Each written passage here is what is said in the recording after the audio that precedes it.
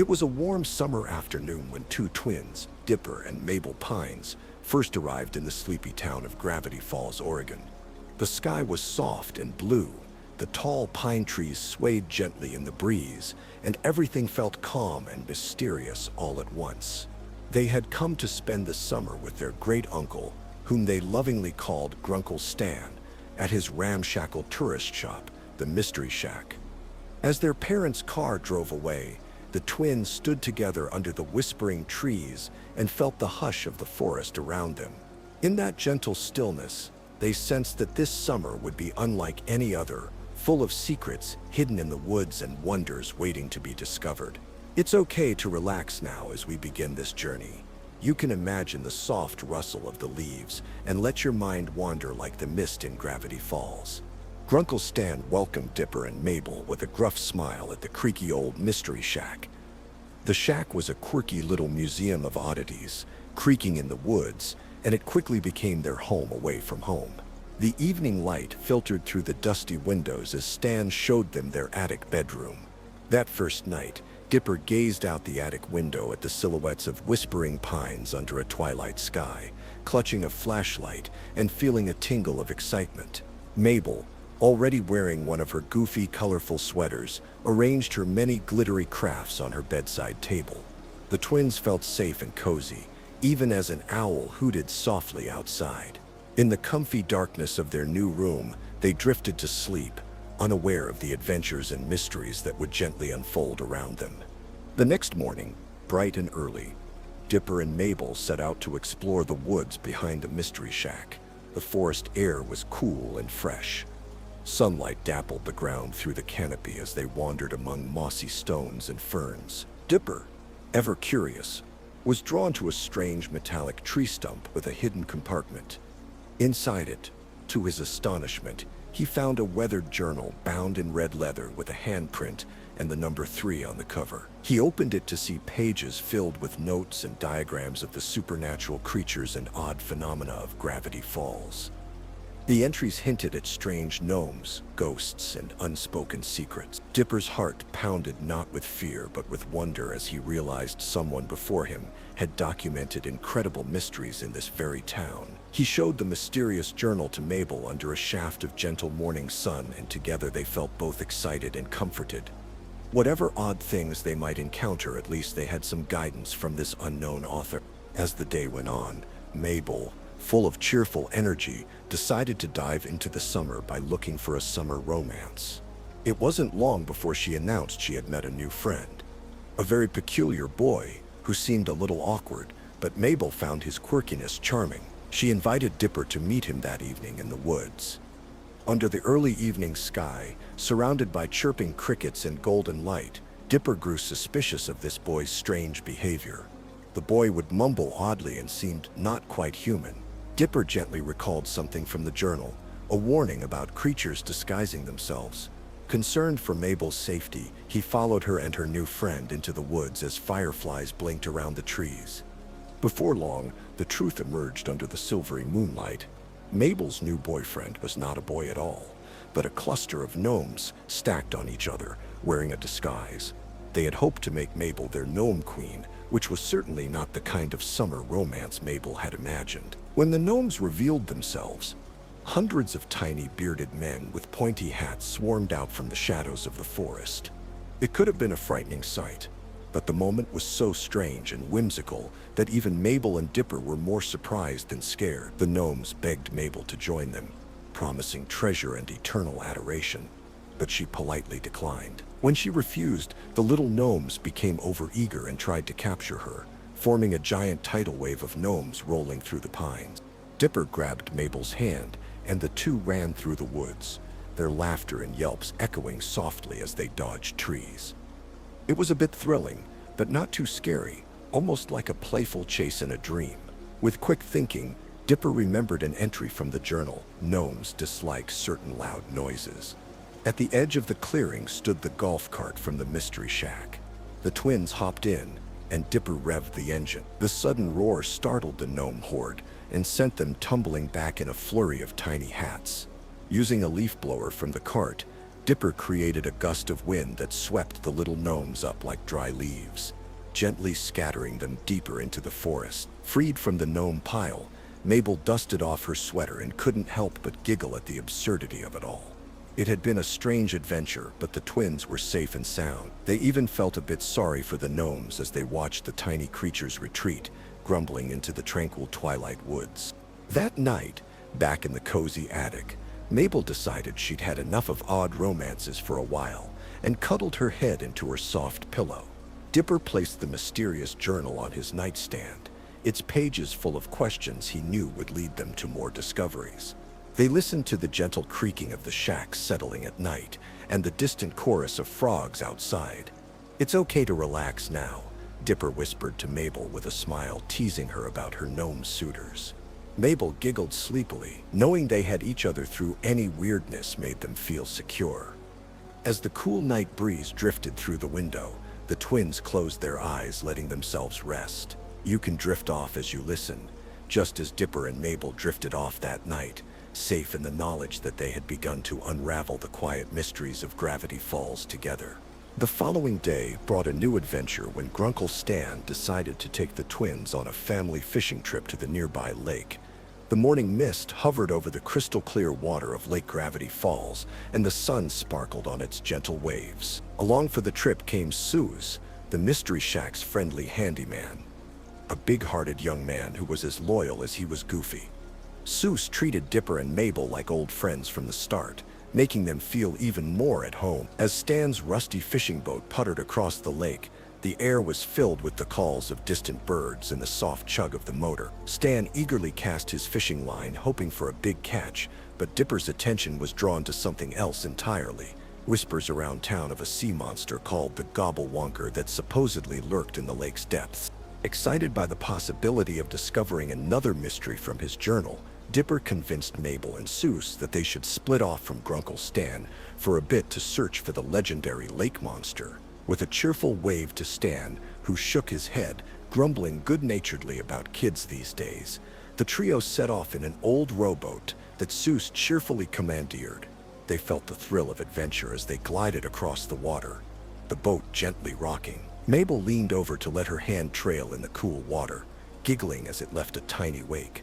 Dipper kept his camera ready, imagining how proud he'd be if he could snap a photo of the mysterious creature described in the journal. They paddled around wooded islands and underneath an ancient covered bridge, following a map from the journal that hinted at where the creature might appear. The search was peaceful at first, ducks floating by, water lapping softly at the boat, until a huge shadow rippled beneath the surface near them.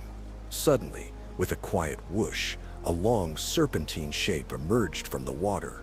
It had a long neck and glowing eyes and let out a low bellow. The supposed lake monster. Dipper's eyes went wide, and Mabel clasped her hands over her mouth in astonished delight rather than fear. Soos nearly dropped his oar in surprise. The creature looked frightening in size, but it moved slowly, almost curiously, as if examining the little boat. The trio followed the creature toward a misty, secluded part of the lake, determination and curiosity guiding them. They felt more wonder than terror. In the sunlight, the monster's silhouette against the spray was almost majestic. Eventually, they washed ashore on a small island. There, amid fallen logs and reeds, the truth was revealed gently.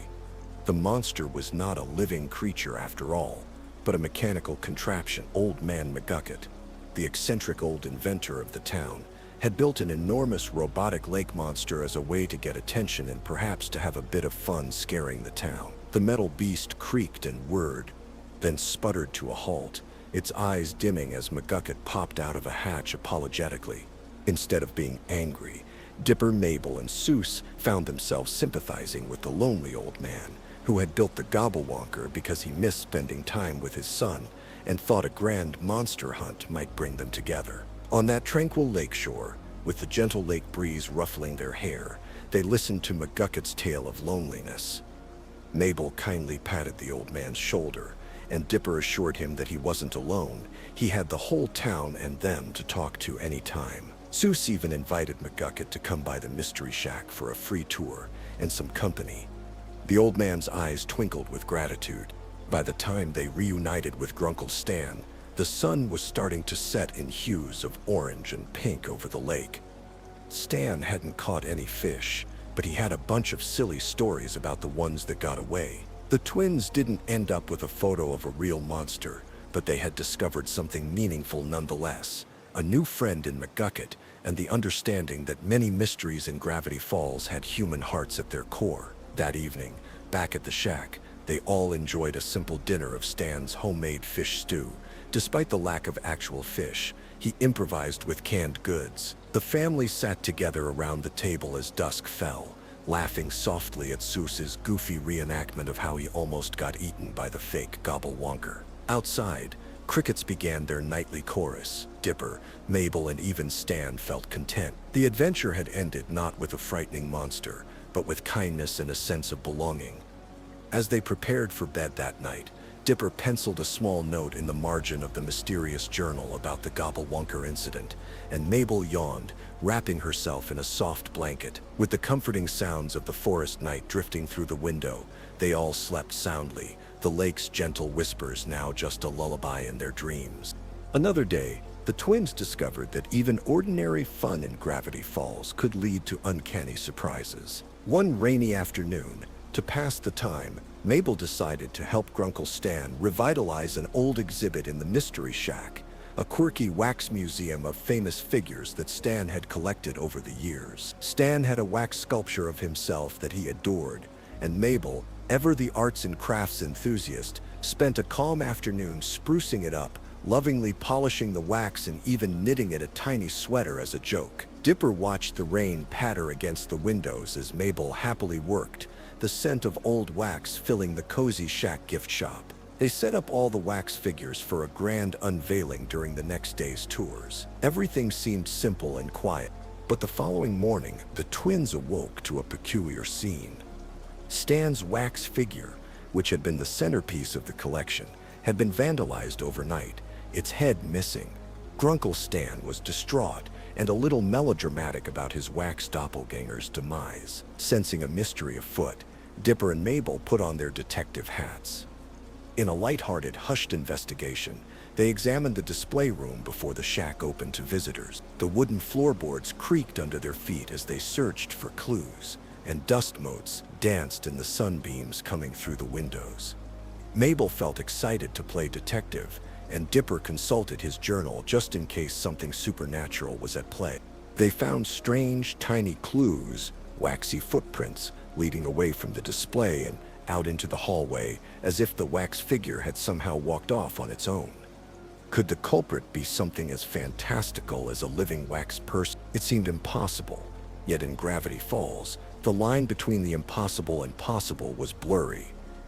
As evening fell, turning the rooms of the Mystery Shack long and shadowy, the twins decided to stake out the exhibit. They armed themselves not with weapons, but with a flashlight, a magnifying glass, and Mabel's unwavering enthusiasm. Late at night, when even the crickets had quieted, a subtle shuffling noise caught their attention. From around a dark corner emerged an eerie sight that could have been chilling if it weren't also a bit comical.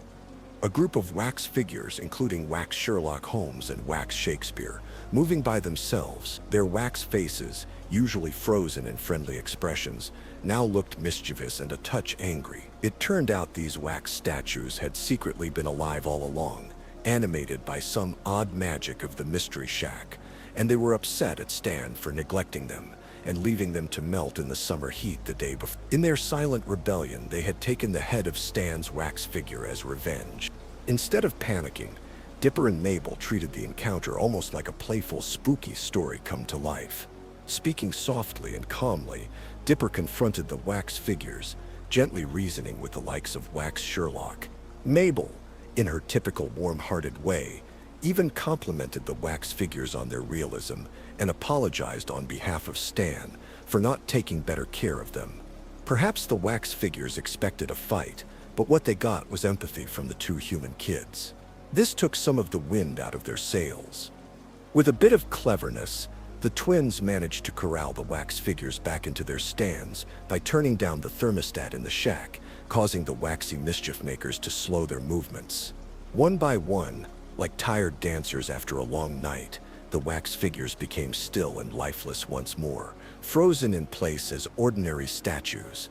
The mystery was solved without any real danger, only a tale to giggle about later. Stan was relieved the next morning to find his wax museum intact again, though his wax figure's head had to be reattached with a little duct tape. He couldn't quite believe the twins' explanation of what had happened, but in a town where gnomes and mechanical monsters had already appeared, he didn't rule anything out. Over a late breakfast of syrupy waffles, they joked about the wax rebellion. The rain had passed, and sunlight peeked through the clouds, promising a fresh day. Dipper and Mabel felt proud. They had solved their first mystery at the shack together. With each strange happening, they grew a bit more confident that they could handle whatever oddball thing came next. The day continued with a sense of calm accomplishment. Outside, puddles from the rain evaporated in the warm sun, steam rising slowly like the fading remnants of the night's mystery. It's okay to relax. Even the strangest events in Gravity Falls often resolved with a peaceful sunrise, and the twins were learning that very well. Not all mysteries in Gravity Falls were as harmless, however. Soon the twins met someone who seemed delightful at first, but whose presence would test their courage and unity in new ways. It was a sunny afternoon when they first encountered Lil Gideon, the town's charming child psychic and the star of a popular local show. Posters of his smiling face were plastered about town, advertising his performances at the Tent of Telepathy. Curious, Grunkle Stan took the twins to see Gideon's show, no doubt also scoping out the competition for the Mystery Shack.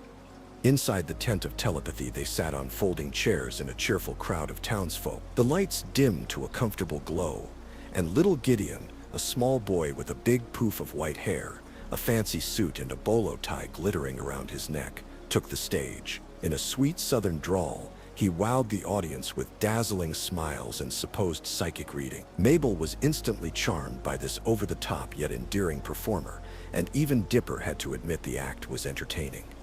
Gideon seemed to pull answers out of thin air and make objects move with his mind. Whether it was real magic or clever trickery, it was certainly intriguing. After the show, Gideon himself approached the Pines family, showering Mabel with compliments and a bouquet of flowers.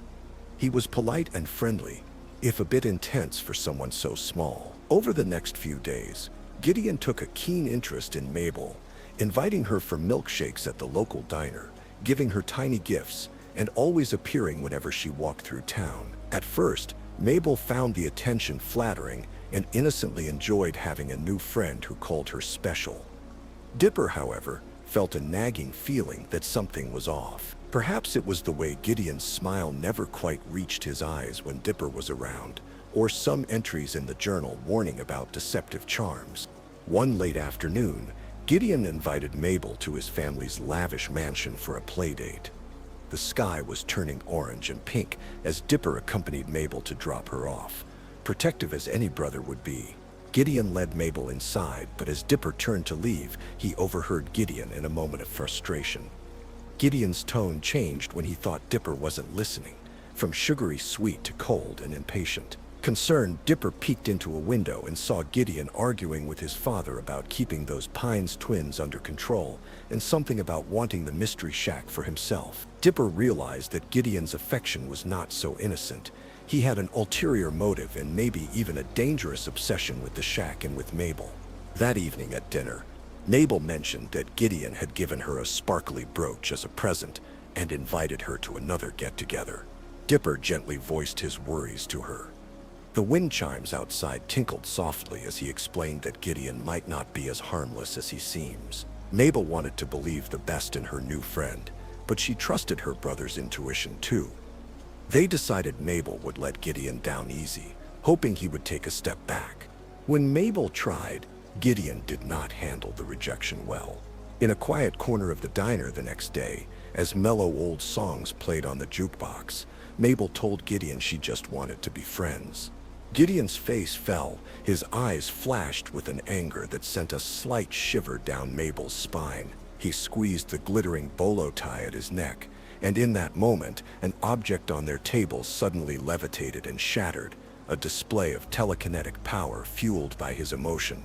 It became clear that Gideon indeed had some kind of supernatural ability, and he was not afraid to use it. Mabel stepped back, and other patrons murmured, unsure if they had imagined the salt shaker flying off the table by itself. Before anything worse could happen, Dipper arrived at Mabel's side.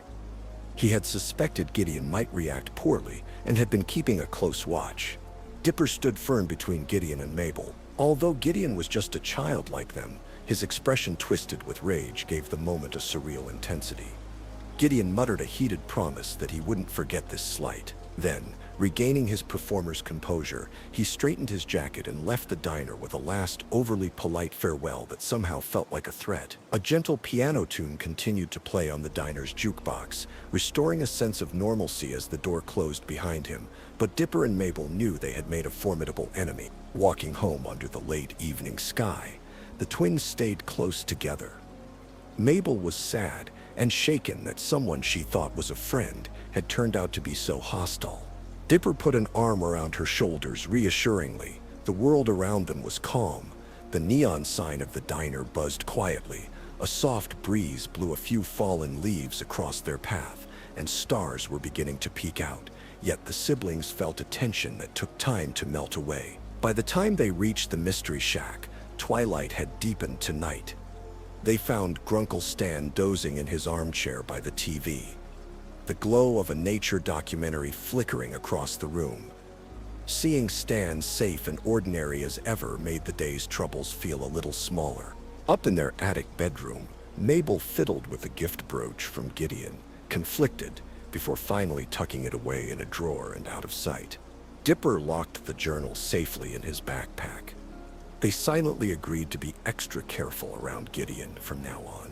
In the quiet darkness, Mabel whispered to Dipper, "Do you think it's over?" Dipper responded softly that he wasn't sure, but whatever happened, they would handle it together.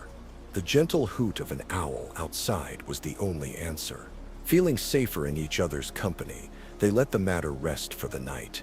It's okay to let your guard down here in the dark safety of their room. The two of them fell asleep to the sound of distant frogs croaking by the pond, promising that tomorrow would be a new day, and they would face it side by side. Summer in Gravity Falls rolled on, and with each passing day, Dipper and Mabel grew more accustomed to the town's peculiar charms. One evening, Dipper got the chance to spend time with Wendy Corduroy, the cool red-headed teenager who worked the cash register at the Mystery Shack. Wendy was a few years older than Dipper and Mabel, with a laid-back attitude and a kind smile that Dipper especially admired. When Wendy invited the twins to hang out with her and some friends, Dipper was eager, perhaps a little too eager to seem older and impress her. Mabel tagged along, excited to be included with the older kids and always happy to explore somewhere new. They all headed out after sunset to an old abandoned convenience store on the outskirts of town. A local hangout spot for teenagers looking for a little spookiness and privacy. The store, once called Dusk to Dawn, stood quiet and dark, overgrown with ivy. Its windows were dusty, and a faded closed sign hung permanently on the door. Inside, the air was still and smelled of old candy and memories. Wendy and her friends laughed and dared each other to explore the aisles with only the light of their flashlights, their voices echoing in the emptiness. Dipper, wanting to fit in, had fibbed that he and Mabel were older than they really were. Mabel played along gleefully, though she cared less about seeming grown-up and more about grabbing a bag of expired gummy candy she found, delighting in the sugary treat with her usual zeal. As the night deepened, something in the store began to stir. Unbeknownst to the group, the convenience store was not entirely abandoned. The spirits of the old store owners, an elderly couple, still lingered there. They had loved their store and disliked how disrespectful teenagers would sneak in, making a mess. Dipper first noticed something strange when Mabel, after eating a piece of very old, strange candy called Smile Dip, started giggling at things that weren't there, seeing bright pastel dolphins in the air, clearly a sugar-fueled hallucination. Then, one of Wendy's friends felt a shelf tremble as if knocked by an unseen hand. The lights flickered, though the power was long disconnected. A chill swept through the aisle. One by one, Wendy's friends encountered odd occurrences. A soda can rolling across the floor by itself, the register dinging with no one there. As a gentle eeriness fell over the store, the ghosts made themselves known. They weren't evil, just annoyed spirits of a bygone era, upset that these teenagers and kids were trespassing and being rowdy. When Wendy's friends inadvertently insulted the store, kicking a shelf or mocking the outdated products, the ghostly owners reacted by playing pranks. Spooky, but ultimately harmless. However, things escalated when a few of the teens tried to leave and found the doors supernaturally sealed. A feeling of unease crept among the group, and they huddled together near the checkout counter. Dipper realized this was no ordinary prank. It matched stories in the journal about restless spirit. Summoning courage, Dipper quietly explained to Mabel what he thought was happening.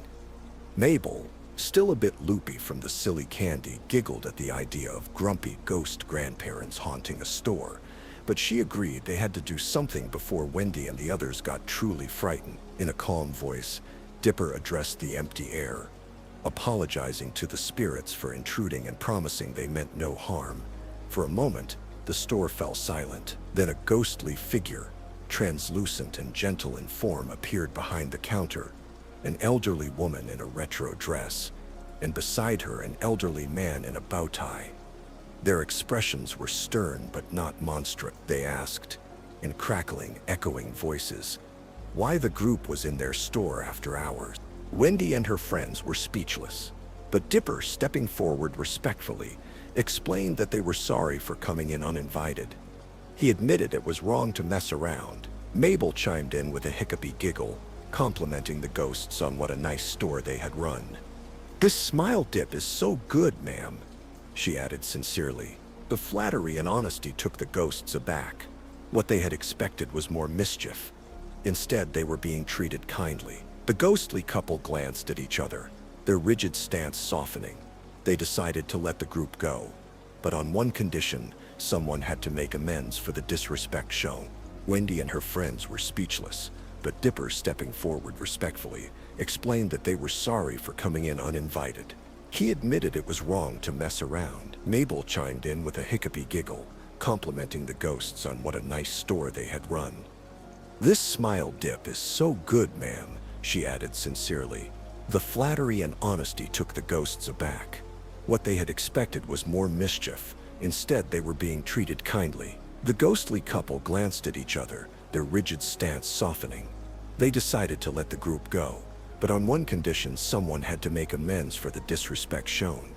Wendy and her friends were speechless, but Dipper, stepping forward respectfully, explained that they were sorry for coming in uninvited.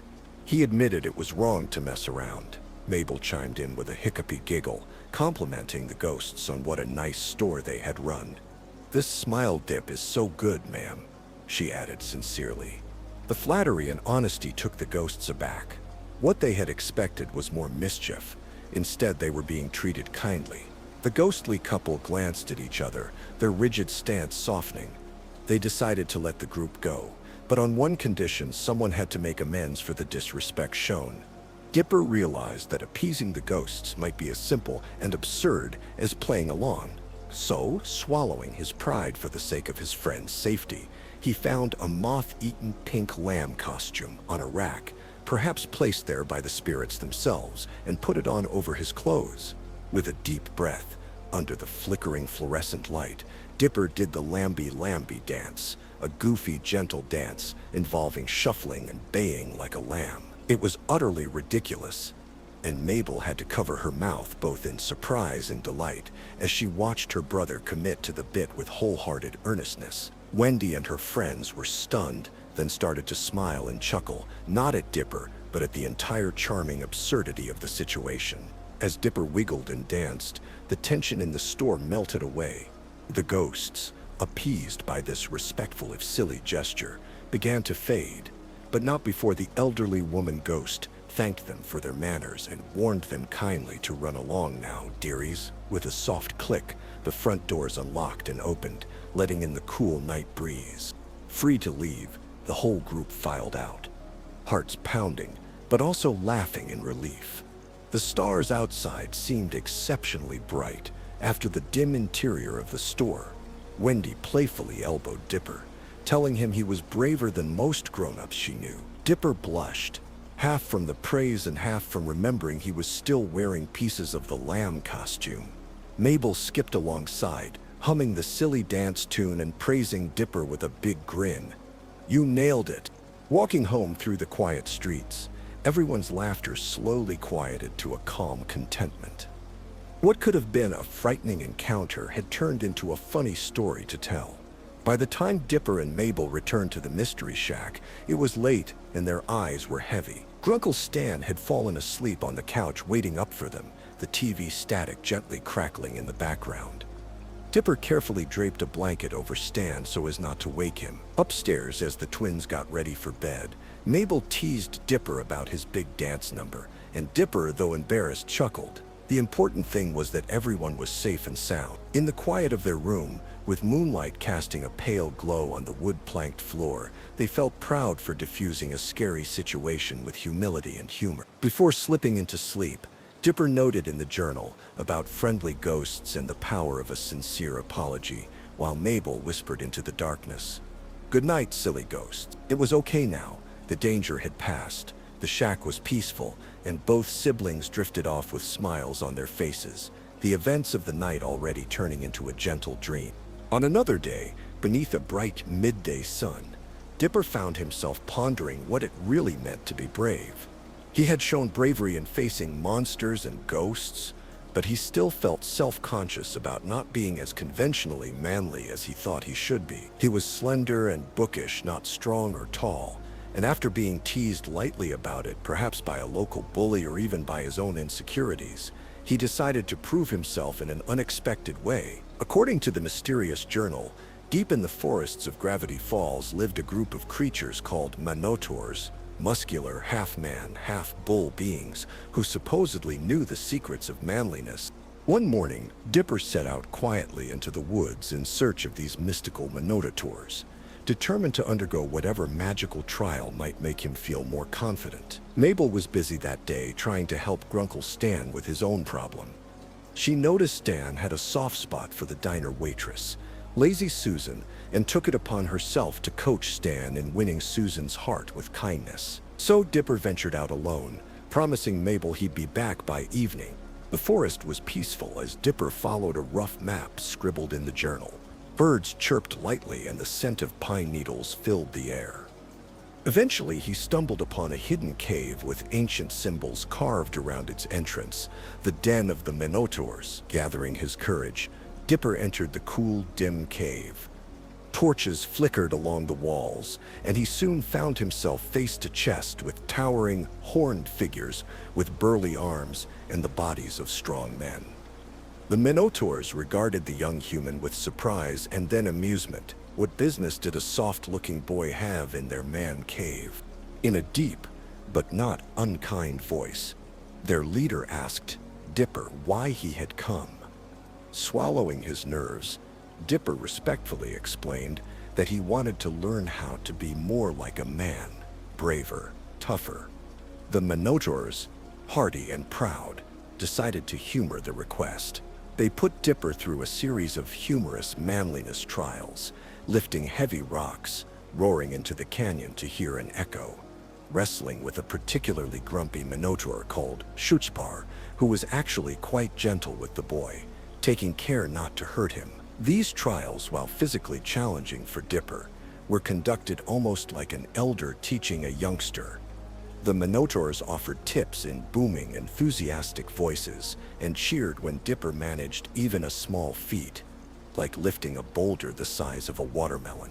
Dipper tried his best, sweating and straining, but never giving up.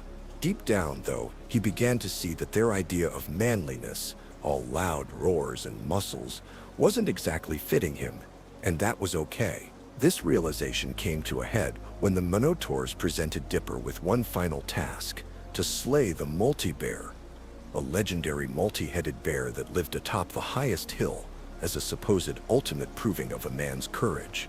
Dipper armed himself with a makeshift spear and climbed the forested hill under the afternoon sun, determined to see it through.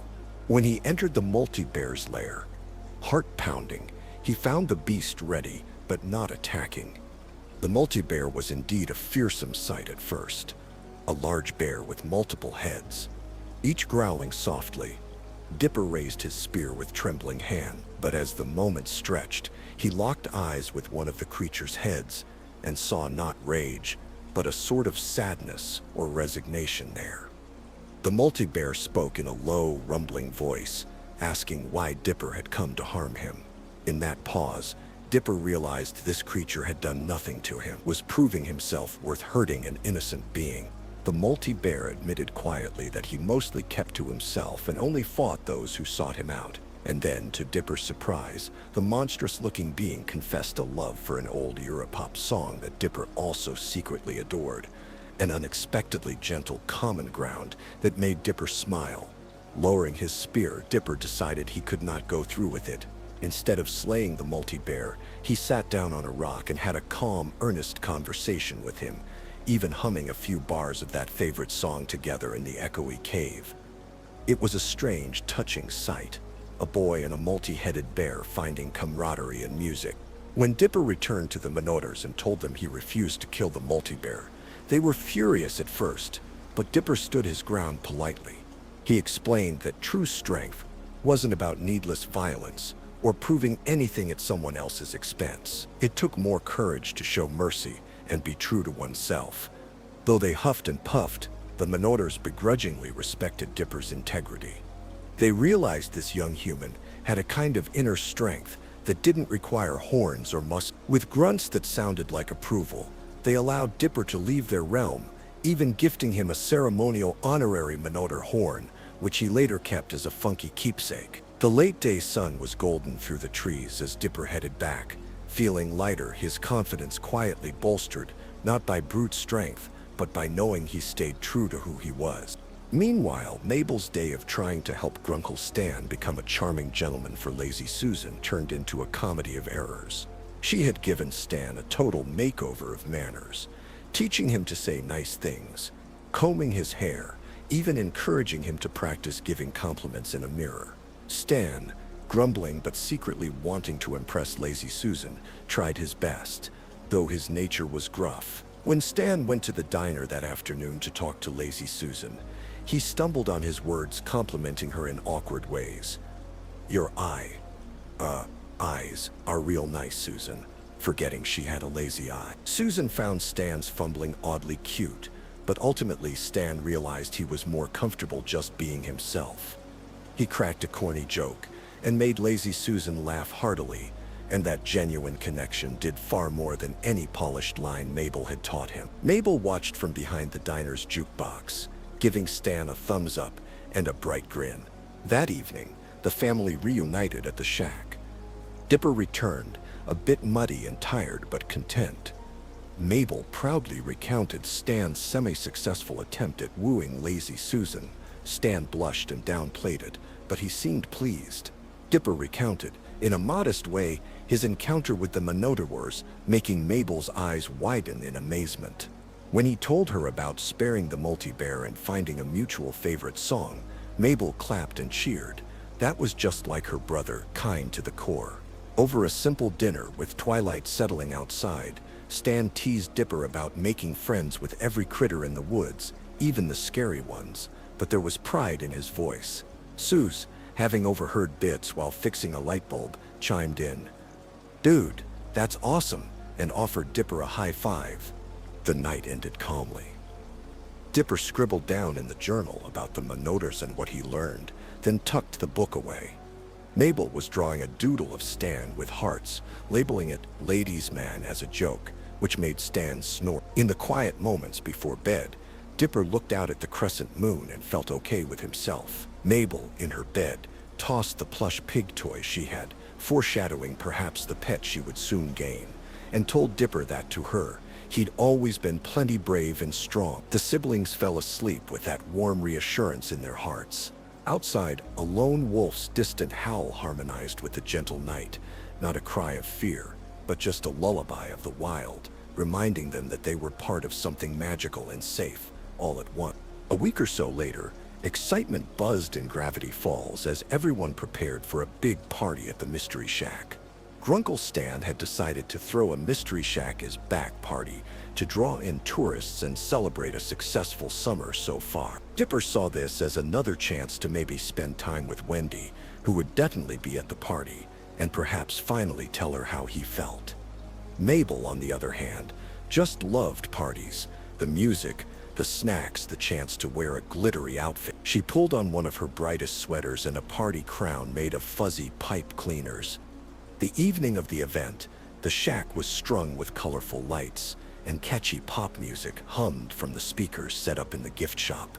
Guests, townsfolk, and tourists milled about happily. Wanting everything to be perfect, Dipper grew nervous about asking Wendy to dance in front of a crowd. In a quiet moment, he slipped away into an old storage room and stumbled upon something extraordinary, one of the shack's odd, mystical artifacts, a broken mirror and copier that had the uncanny ability to create duplicates of someone. Dipper realized he could use it to create a second Dipper, or a third, or fourth, to help him execute the perfect plan to impress Wendy. Like one Dipper could handle refreshments, another could boost his confidence, etc. In his anxious state, it seemed like a genius idea. More of him, better chances to overcome his nerves. So, under the low hum of a fluorescent light, Dipper whispered his plan to the ancient copier, and out popped a perfect copy of himself, dubbed Tyrone. Encouraged, Dipper made a couple more clones, each wearing a numbered label to keep track. At first, having multiple Dippers was surprisingly smooth. They helped each other practice cool one-liners and strategize how to ask Wendy to dance. It all happened in hushed tones in the back rooms, while the party thumped with laughter and music in the main hall. Meanwhile, Mabel was having her own fun. She had spotted her self-proclaimed rival, Pacifica Northwest, at the party. Pacifica was the richest girl in town and often flaunted her status, but tonight was about fun, and Mabel wasn't going to let Pacifica's snobby remarks ruin the mood. When a karaoke contest was announced in the living room, Mabel eagerly jumped on stage to sing a silly, upbeat song. Pacifica, not to be outdone, took the stage as well for a dueling performance. It could have turned cutthroat, but the atmosphere stayed light. Mabel's song was enthusiastic and goofy. She even improvised a rap about Waddles, the pet pig she wished she had, and Pacifica's was polished and poppy. In the end, everyone applauded both girls, and the competition turned into shared laughter. Mabel even offered Pacifica a high five, which Pacifica accepted, albeit with a roll of her eyes and a tiny smile sneaking through. Back in the gift shop, Dipper's plan with his clones started going awry. The duplicates each had Dipper's determination, but also his same nerves and flaws. They began to argue amongst themselves over the best approach to win Wendy's attention. Their voices, though hushed, grew a bit frantic. One clone insisted on a particular line to say, another worried Wendy might find them weird.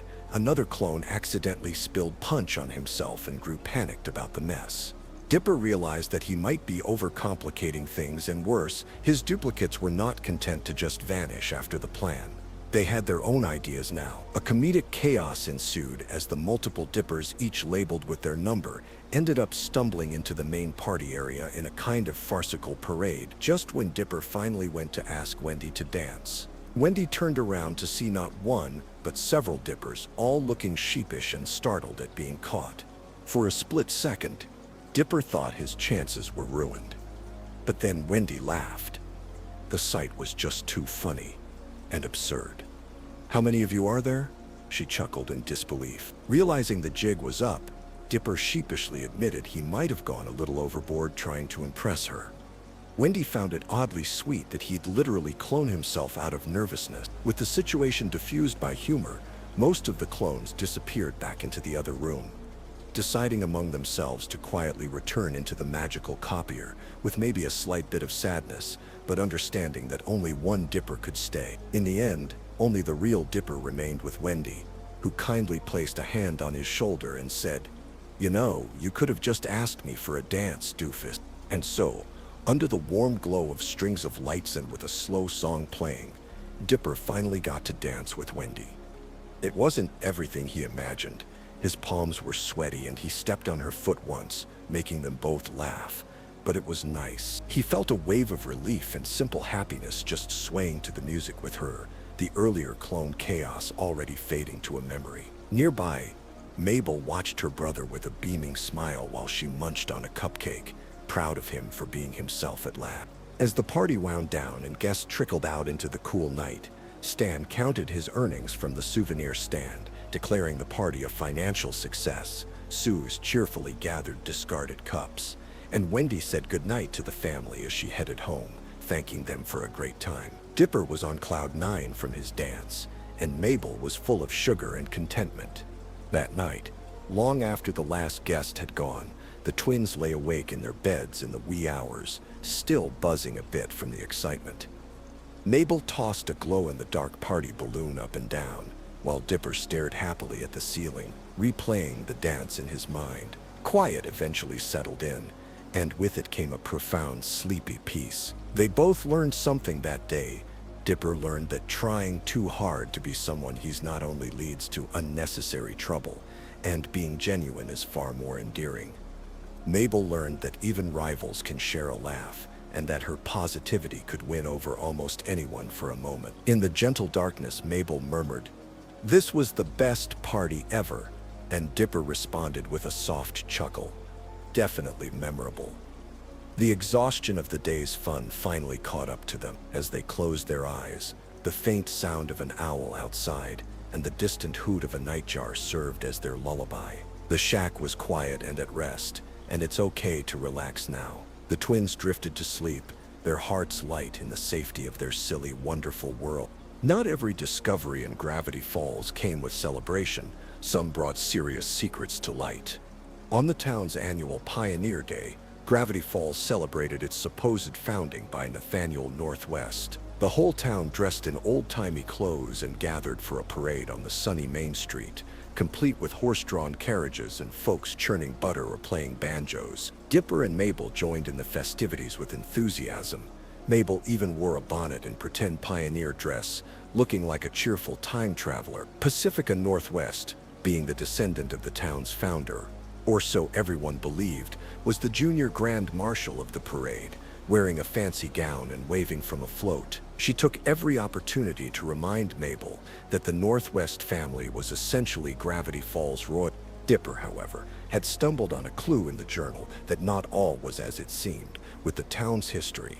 A cryptic note suggested that the true founder was lost to time, hinting at a cover-up. Intrigued and unable to resist a good mystery, Dipper dragged Mabel away from the pie-eating contest to investigate further. They sneaked into the closed-off archives of the local history museum, a quiet, dusty little building, as the Pioneer Day activities bustled outside. In the dim archive room, filtered light fell on old portraits and documents. The air smelled of parchment and history. As they gently thumbed through brittle letters and diaries from Gravity Falls' early days, the twins uncovered something shocking yet oddly silly. Nathaniel Northwest, Pacifica's lauded ancestor, had not actually founded the town. In fact, an eccentric but brilliant man named Quentin Tremblay, apparently the 8th president of the United States, as absurd as that sounded, was the real founder who had been erased from history for being too ridiculous. The Northwest family had taken credit for founding Gravity Falls to maintain their prestige. Before the twins could fully process this revelation, they were discovered by the museum curator and, more alarmingly, by the bumbling town sheriff Blubbs and Deputy Durland. The two officers, loyal to the Northwest's version of history, chased Dipper and Mabel out of the archives, thinking the kids were up to no good. The siblings dashed through back alleys, clutching a few pieces of evidence, giggling at the absurdity even as their hearts raced from the chase. They ended up at the old cemetery on a hill where, according to one letter, the proof of the real founder's identity was hidden under a gnarled tree with the afternoon light turning gold. They found a hidden chamber that contained a perfectly preserved Quentin Tremblay encased in peanut brittle, of all things, and old documents proving the true story. Quentin himself briefly revived, in a humorous turn of events, to thank them for freeing him. But being an oddball, he hopped on a horse and rode off into parts unknown soon after, leaving Dipper and Mabel blinking in amazement at what had just happened. When Pacifica and her parents realized what the twins had uncovered, They were furious and scared that their family's secret might get out. Pacifica confronted Mabel privately during the Pioneer Day banquet. In a tense whisper behind the town hall, Pacifica demanded that Mabel keep quiet about Tremblay and the real history, insisting that if people found out, it would ruin the town's noble traditions and, unspoken, her family's status. Mabel saw in Pacifica's eyes something she hadn't before: fear and vulnerability behind the arrogance. Pacifica, for all her wealth, lived under the pressure of her family's expectations and lied. Mabel, compassionate as ever, decided perhaps this secret was one that didn't need to be shouted from the rooftops. She and Dipper had a silent understanding that sometimes letting the town enjoy its legends was kinder than revealing a truth that would only cause chaos and embarrassment without much benefit. After all, Quentin Tremblay himself seemed happy being a secret. So, as the sun set and lanterns were lit for the evening Pioneer Day dance, Mabel simply gave Pacifica a knowing smile and said, "Your secret's safe. Just maybe remember that doesn't make you better than anyone." Pacifica, relieved but too proud to show it, simply huffed and adjusted her fancy shawl. But she gave a tiny nod of acknowledgement. That night, the Pioneer Day dance was held outdoors under strings of lights between the pines. Fiddle music played softly as townsfolk danced on the grass. Dipper and Mabel sat on a hay bale, tired from their escapade but content. They watched Pacifica lead a dance, still acting every bit the perfect little society girl. But now the twins knew she had her own burdens. Instead of feeling antagonistic, Mabel felt a bit sorry for Pacifica. Dipper, resting his head against a wooden post, mused that Gravity Falls was full of funny secrets, some worth solving, some perhaps best left to legend. The siblings shared a piece of peanut brittle from the secret chamber. It was surprisingly still sweet, and laughed quietly together, the tension of the day melting into the cool, calm night. In the journal that evening, Dipper added a note about Quentin Tremblay and the idea that history can be just as strange as the myths. When they returned to the shack, Grunkle Stan was closing up for the night. He didn't ask too many questions about where they'd been. By now, he had learned that the twins often found adventure even in simple town events. Instead, Stan just ruffled Dipper's hat and handed Mabel a leftover caramel apple from the festival. "Did you have fun, kids?" he asked. They both answered with an enthusiastic yes. And truly, they had. It was fun to uncover something even if they chose to keep it secret. Later, tucked into bed, Mabel whispered across the dark, "Do you think we did the right thing?" Dipper thought for a moment and replied softly that yes, not every truth needs broadcasting, especially if it hurts people for no good reason. They felt at peace with that decision. As Mabel's eyes grew heavy, she murmured about how even Pacifica might have a heart under her snobby act. Dipper yawned and agreed. The crickets outside sang gently, and an owl's hoot punctuated the stillness now and then. Gravity Falls seemed to hum with approval at the balance maintained. Some secrets revealed, others kept, all in harmony. The twins drifted off with that thought, safe under the quilt of stars and secrets. You can drift off as well, letting any worries go, knowing that in this story things find their gentle way of working out. Summer eventually gave way to August, but Gravity Falls was not done with its surprises. After Gideon's defeat, the Pines family tried to resume normal life at the Mystery Shack. Grunkle Stan, however, was busy with a secret project in the basement, one that caused strange electrical surges and tremors that only he knew the truth about. Unbeknownst to the kids, Stan had been using the journals to work on a mysterious portal device hidden deep below the shack. The strange energy caught the attention of two government agents who arrived in town investigating paranormal activity. On the surface, Stan acted as he always did, throwing a big Mystery Shack as back party to celebrate reopening after the Gideon fiasco. The evening of the party, the shack was lively, lights strung up, music playing softly, locals dancing and enjoying snacks. Dipper was on edge though, because earlier that day he'd met Agents Powers and Trigger, who questioned him about odd happenings. Dipper considered telling them about all the supernatural events, hoping for help understanding the journal. But when he tried, the agents were skeptical. To prove the strange was real, Dipper took a risky step. He chanted an incantation from Journal 3 in front of the agents, inadvertently summoning the undead from the town's cemetery as evidence. As twilight deepened and the party was in full swing, an eerie fog rolled in, and with it shuffling shapes among the trees. One by one, pale, groaning zombies emerged, drawn by the noise and lights. What began as a cheerful gathering turned into a slow-motion panic as partygoers realized these were not costumed party crashers, but actual undead beings. Their eyes glowed, and they moved with unsettling jerks.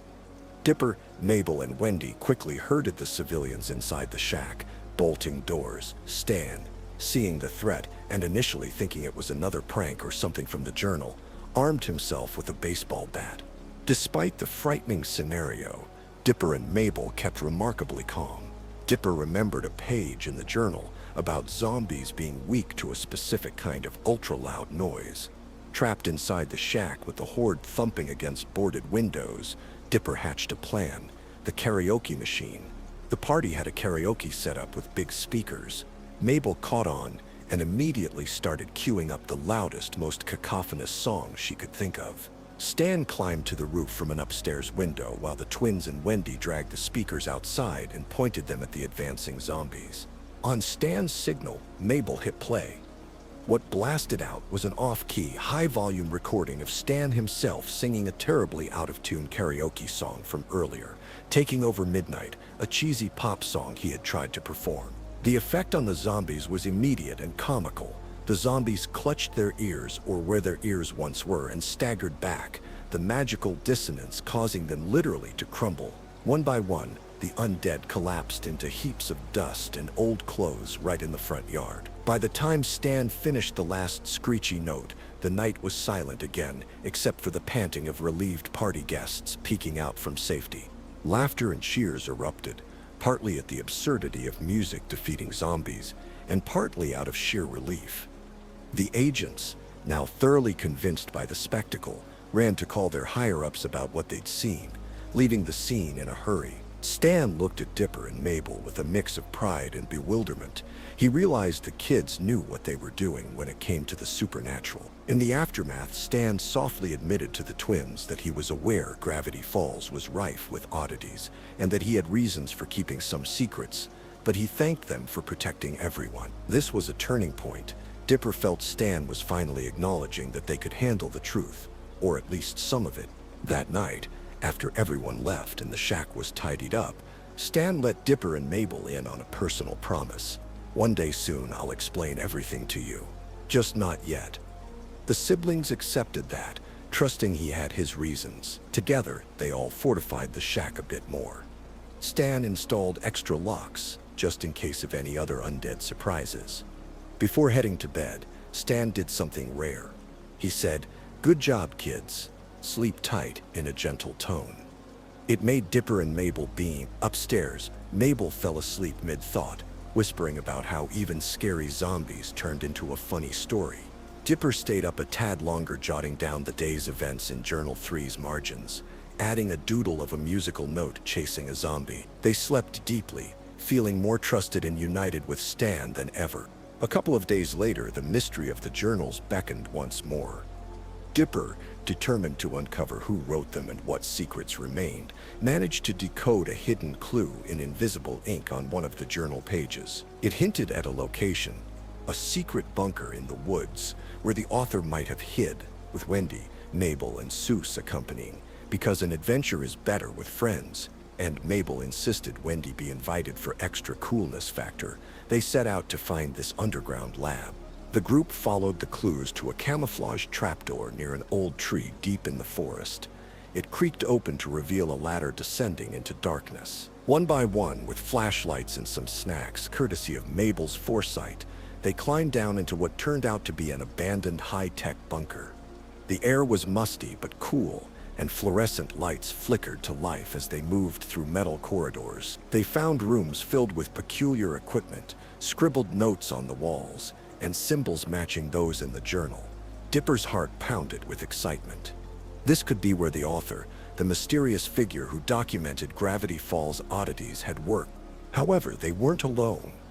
As they ventured into a laboratory chamber, the door suddenly sealed behind them.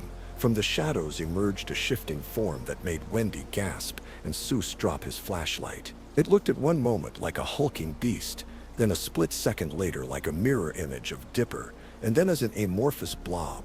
This was the shapeshifter mentioned in the journal. The author had apparently trapped it here long ago to study it, and it had been lurking, waiting for a chance to escape or get revenge. The creature's many eyes blinked in a slimy face as it regarded the intruders.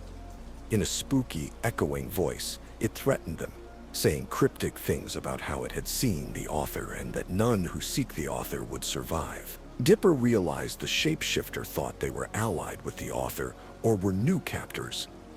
A tense game of cat and mouse ensued in the dim bunker halls. The shapeshifter could impersonate any of them, causing confusion. At one point, it appeared as Mabel crying for help, which nearly fooled Dipper and Wendy, but Mabel outsmarted it by asking an inside question only she would know. Despite the eeriness, Dipper kept a cool head, remembering something from the journal about the shapeshifter's weakness. Extreme cold would force it to stay in one form. They lured the creature into a chamber labeled cryogenic stasis, essentially a big freezer room. Once inside, Seuss slammed the button to activate it. Frost filled the air instantly. The shapeshifter roared and lunged, but its form flickered, slowing down as ice crystallized over its gelatinous skin. It let out a final screech and became still, frozen in a grotesque half-formed shape. The friends breathed out visible relief in the chilly air. They found a way to manually lock the creature in the cryo chamber to prevent it from thawing prematurely. In the process, they also stumbled on a significant find, a broken glass tube labeled Subject Unknown, likely where the shapeshifter had been kept, and a journal entry etched into a metal table. Perhaps a note from the author. It read, "I fear my time is running out. My enemy is near. If I'm discovered, protect my work." Dipper traced the engraving with his fingers, feeling a kinship with the unknown author. The danger now neutralized. Wendy patted Dipper's back and gave him a warm smile. She said he was pretty cool back there, which made Dipper's cheeks flush with pride. This setting, this moment, it felt right to him. Here they were, surrounded by mysteries, having braved danger together. Summoning his courage, the kind of courage that doesn't come from fighting monsters, but from facing your own heart, Dipper gently asked Wendy if they could talk for a moment apart from the others. Wendy, perceptive as ever, had a hint of what might be coming, and kindly led him to a quieter corner of the bunker. Mabel, seeing this, ushered Seuss to check out that other room over there, to give them privacy. Seuss obliged, humming knowingly. In the softly lit alcove, next to a wall covered in handwritten equations and a faded drawing of a six-fingered hand, Dipper confessed his feelings to Wendy. His voice was soft and earnest as he explained how he admired her, not just as a friend. Wendy listened with a thoughtful expression, and when Dipper finished, she gently put her hand on his shoulder. She thanked him for being brave and sweet, and she admitted that if she were his age or he were hers, she would have considered dating him in a heartbeat. But with a few years between them, she saw him as one of her best friends, almost like a little brother. That last part stung a tiny bit, but Dipper understood her meaning. She told him she valued him too much to ever want to hurt him or make things weird. Dipper nodded, swallowing the lump in his throat, and managed a small smile. In truth, hearing her kindly address it so openly was a relief in its own way. They hugged. A real, warm hug in that cold bunker, and Dipper felt a weight lift off his chest. When they rejoined the others, it was as friends, with no awkwardness. Mabel looked at Dipper inquisitively, and he gave her a tiny nod and smile, a silent assurance that he was okay. And he was. Things felt right. They left the bunker carrying new knowledge, copies of some of the author's notes that Dipper hastily scribbled down, plus a strange old laptop they found, which was locked with a password Dipper vowed to crack later. As they climbed out into the late afternoon sun, they felt both exhausted and triumphant. Another mystery tackled, another foe defeated, and hearts a little wiser. That evening back at the shack, after hot showers and a warm dinner, Wendy said goodbye with a gentle punch to Dipper's arm and a "see ya, dork," which in her language was practically a term of endearment. Dipper was content. Mabel and Suze were excitedly reviewing the day's events. Mabel exaggerating how many eyes the shapeshifter had, and Suze speculating the author might be some underground genius living among them. Stan listened too, one eyebrow raised when hearing about the bunker. He made no comment about it, but in his eyes the kids saw admiration. That night, the twins were more than ready for rest. Dipper carefully placed the recovered laptop and notes on his desk, new puzzles for another day. Mabel was already half asleep, Waddles at her feet snoring softly. Before lights out, Dipper quietly told Mabel what had happened with Wendy. Mabel gave him a sleepy hug and said, "I'm proud of you, and I'm here if you feel sad later."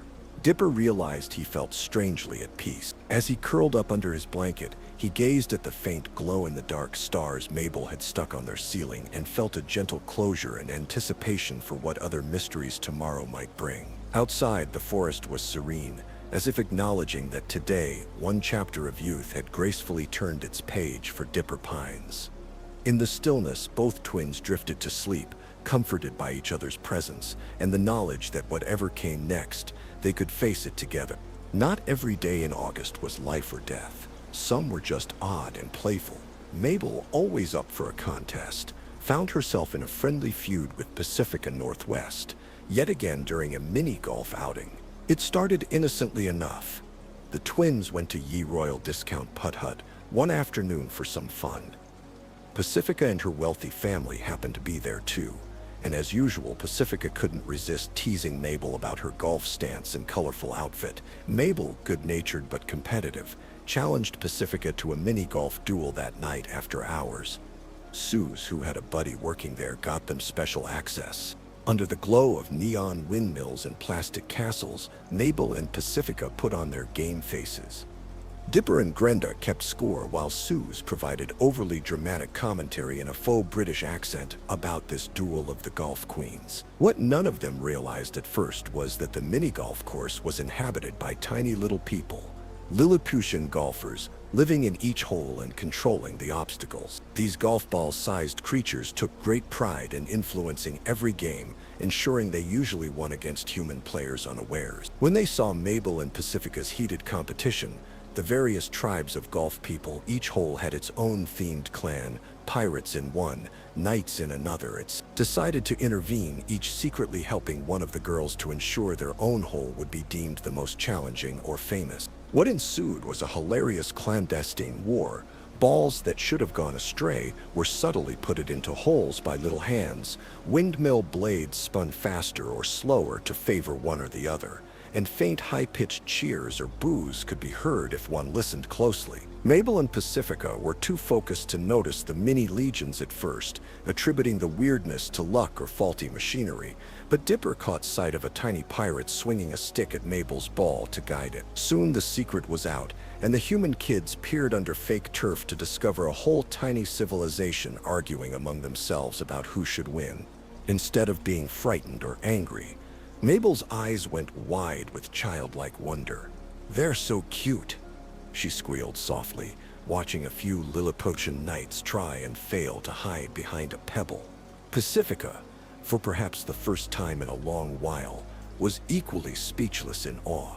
In a surprising turn, Mabel and Pacifica actually teamed up to calm the little golf people, who were now bickering with each other, pirates accusing cowboys, knights accusing aliens from the space-themed hole, and so on of cheating too much. Mabel knelt down and gently reasoned with them, her naturally friendly demeanor eventually winning over the tiny feuding factions. In the end, Mabel and Pacifica declared the mini-golf duel a tie, raising both their hands in a friendly draw.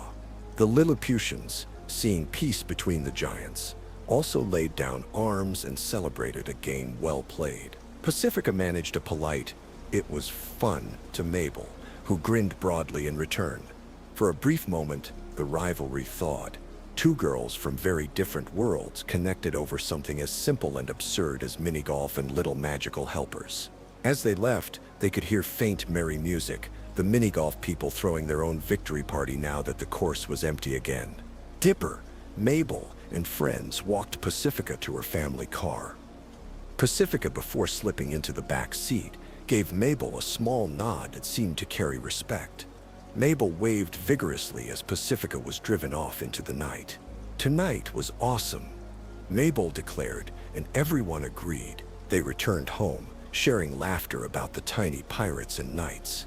In bed, Mabel carefully placed the golf ball she'd kept as a souvenir on her nightstand, imagining the little people cheering.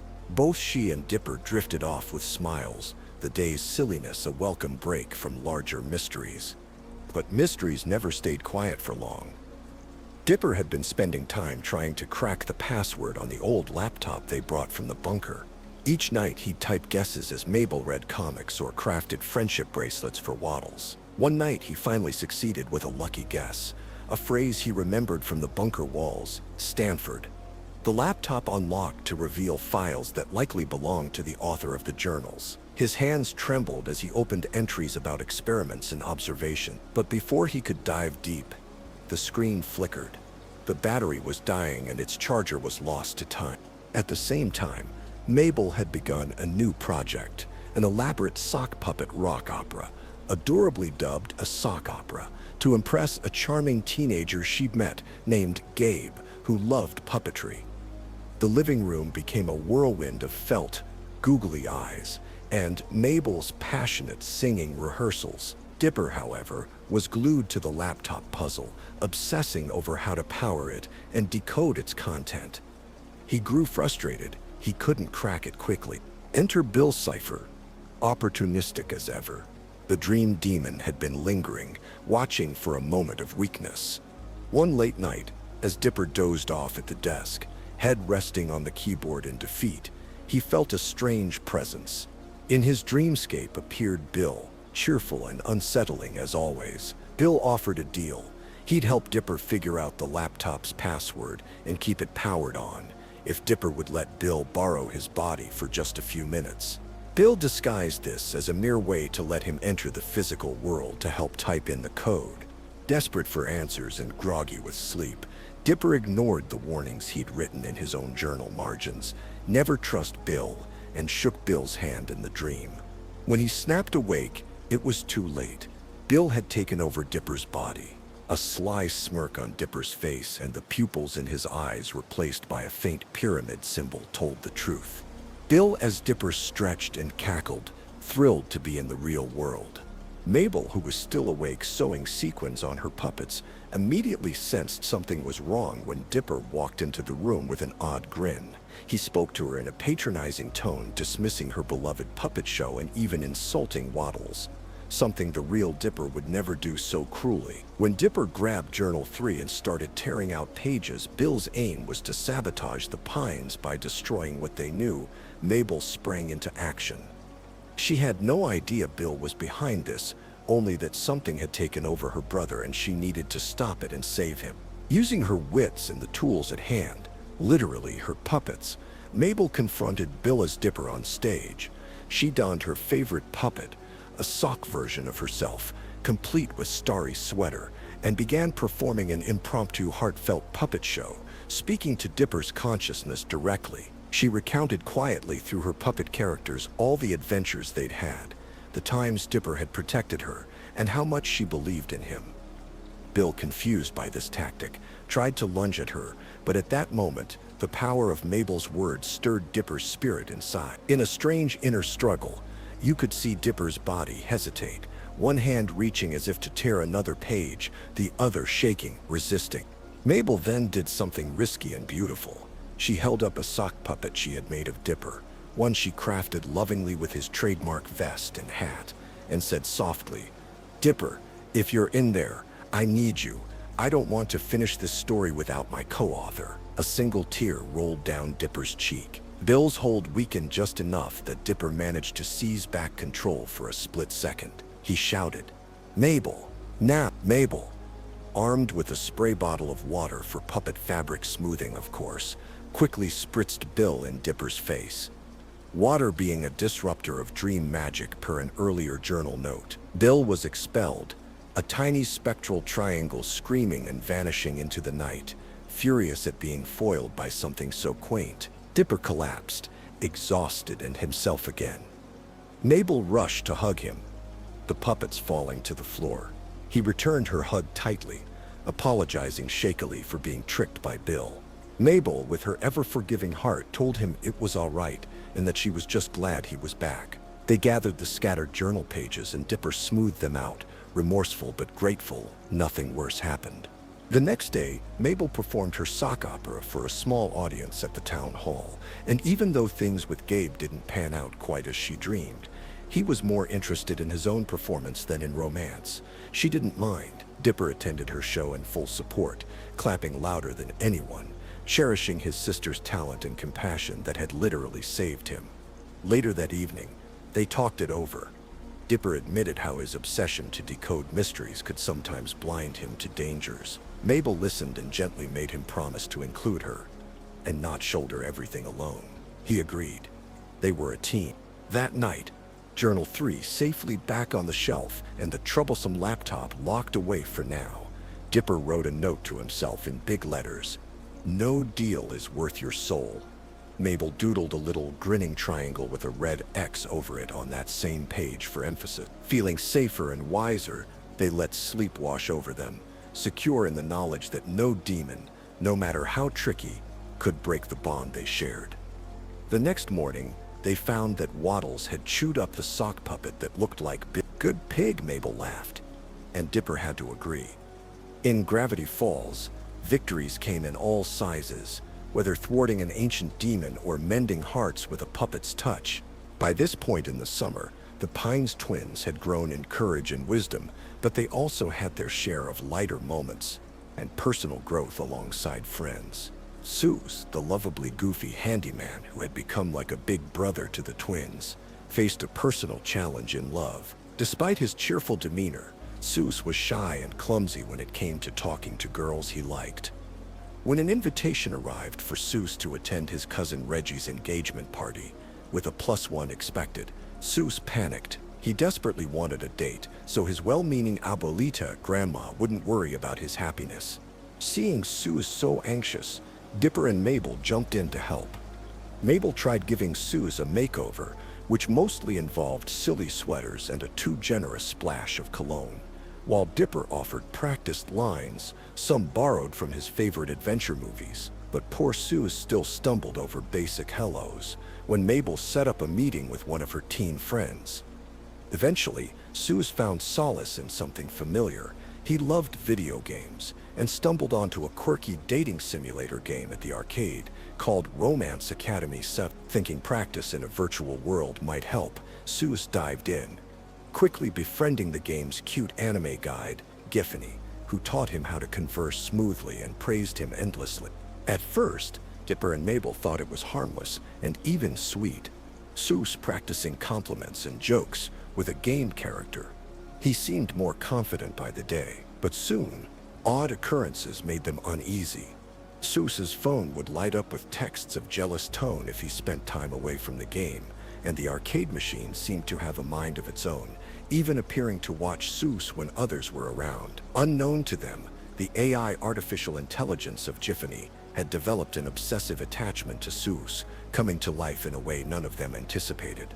The situation crescendoed when Seuss actually met a real girl named Melody at the local food truck court. Melody was kind, down to earth, and laughed at Seuss's jokes genuinely. They hit it off naturally. Seuss, being his authentic, sweet self, was more charming than any simulated persona.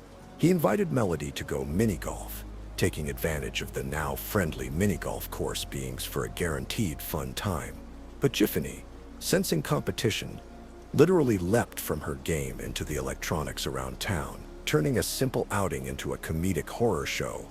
Arcades flashing menacing messages, a robotic mascot at the food court coming to life and chasing Seuss and Melody while spouting love-crazed lines from the game.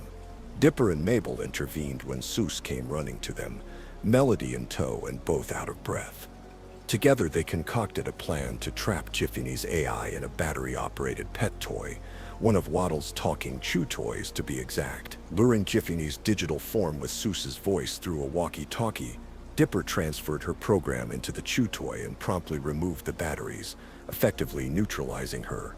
It was a strangely tender moment as the toy's voice quietly said, "Goodbye, Seuss," and powered down. Seuss felt a pang of guilt, but knew it was for the best. Melody, having witnessed all this bizarreness, didn't run away or judge Seuss. Instead, she patted his shoulder and said, "You're one of a kind, you know that? How about that mini-golf rain check?" Seuss's face lit up like the sun. Mabel and Dipper quietly high-fived. Their friend had found someone who liked him just as he was. In the days that followed, Seuss and Melody became a happy couple, going on laid-back dates, some at the Mystery Shack, where Melody found Stan's tall tales hilarious. Seeing Seuss in love warmed everyone's hearts. One evening, after Melody headed home, Seuss earnestly thanked Dipper and Mabel. "You guys believed in me, even when I was awkward. You're like the little siblings I never knew I needed," he said. In a typically Seuss gesture, he pulled them into a big bear hug. Mabel giggled that she could barely breathe. And Dipper, squished, managed to laugh too. It was touching to see how even amid supernatural chaos, real connections were the most magical thing of all. Life in Gravity Falls, however, ebbed and flowed between the heartwarming and the uncanny. One quiet afternoon at the shack, the twins stumbled upon Grunkle Stan spinning one of his numerous tall tales to some gullible tourists, claiming he'd once caught a 15-foot trout that spoke Russian. After the tourists left, charmed and bamboozled, Stan chuckled to the kids. "Sometimes folks just need a good story." That gave Mabel an idea to record some of Stan's wackiest stories for a scrapbook project. They spent a lazy day doing just that, a downtime memory that made them appreciate Stan's quirky showmanship and how it brought laughter. But the lull of ordinary days was soon broken by one of the summer's most startling discoveries. It began with a mystery involving Old Man McGucket, the town kook. Dipper had noticed for a while that McGucket, despite his wild ramblings, often had eerie knowledge of past town events, and then would oddly forget them. Curious, Dipper followed a thread from the journal referencing a secret society in Gravity Falls. With Wendy, Mabel, and Seuss in tow, their now regular adventure crew, Dipper investigated peculiar graffiti and whispers around town about a group called the Society of the Blind Eye. Their clues led them to the abandoned Gravity Falls Historical Museum at night. Inside, old dioramas and dusty exhibits cast strange shadows in their flashlight beams. They soon uncovered a hidden door behind a portrait, leading into catacombs below the building. What they found was astonishing. A clandestine meeting place with robed figures chanting around a strange device that looked like an old film projector mixed with steampunk technology. Peeking from behind barrels, the group watched as the robed leader, Blind Ivan, they later learned, used the device on a hapless townsperson who had seen a gnome earlier that day. A flash of light, a whirring reel, and the person blinked, dazed, utterly forgetting what they had witnessed. The Society of the Blind Eye was literally wiping people's memories of the supernatural to keep the town blissfully ignorant. Mabel's hand tightened on Dipper's shoulder. This was heavy stuff. They realized Old Man McGucket might have been a frequent victim, explaining his erratic memory. The kids knew they had to put a stop to this, for McGucket and everyone's sake. In a daring confrontation, they stepped out, challenging the society mid-ritual. Stan had taught the twins a thing or two about showmanship, so Mabel played it up, accusing the cult in a dramatic, booming voice of stealing something precious, people's minds. The robed figures were startled. In their hesitation, Wendy managed to snatch the memory gun device from Blind Ivan's hands. A scramble ensued through the underground chamber. Members tried to reclaim the gun as Dipper and Wendy passed it back and forth, keeping it out of reach. Seuss, with surprising agility, tackled two members who lunged at Mabel. Finally, cornered, Dipper did the only thing he could think of. He turned the device on the cult members themselves, erasing the last few minutes from their minds. The robed figures, including Blind Ivan, blinked in confusion as if waking from a dream, having no idea why they were in strange robes or what they'd been doing. In the ensuing disarray, they quietly escorted the bewildered folks out the door, gently suggesting they had taken a tumble in the dark museum and perhaps should head home. The society essentially disbanded that night, its purpose dissolved with its memories.